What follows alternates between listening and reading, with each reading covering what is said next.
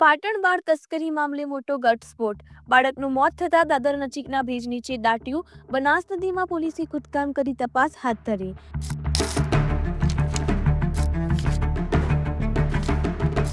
પાટણમાં નકલી ડોક્ટર દ્વારા પરિવારને અનાથ બાળક દત્તક લેવડાવી 1,20,000ની છેતરપિંડી કર્યાનો કિસ્સો સામે આવ્યા બાદ વધુ એક ઘટસ્ફોટ થયો છે.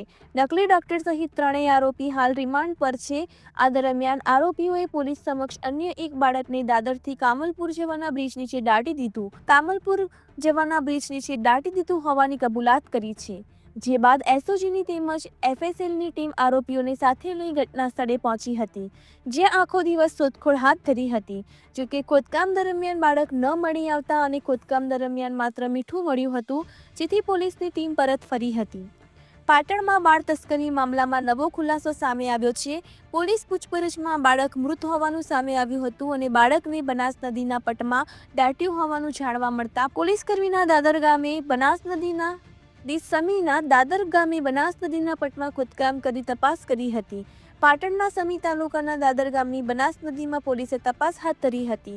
એસઓજી પોલીસ આરોપીઓ સાથે અને સરકારી પંચો સાથે પોલીસ નદીના પટમાં પહોંચી હતી અને તપાસ કરવામાં આવી હતી, પરંતુ બાળક ન મળી આવતા ટીમ પરત ફરી હોવાનું જાણવા મળ્યું છે. અહેવાલ અનિલ રામાનુજ, રાધનપુર, પાટણ.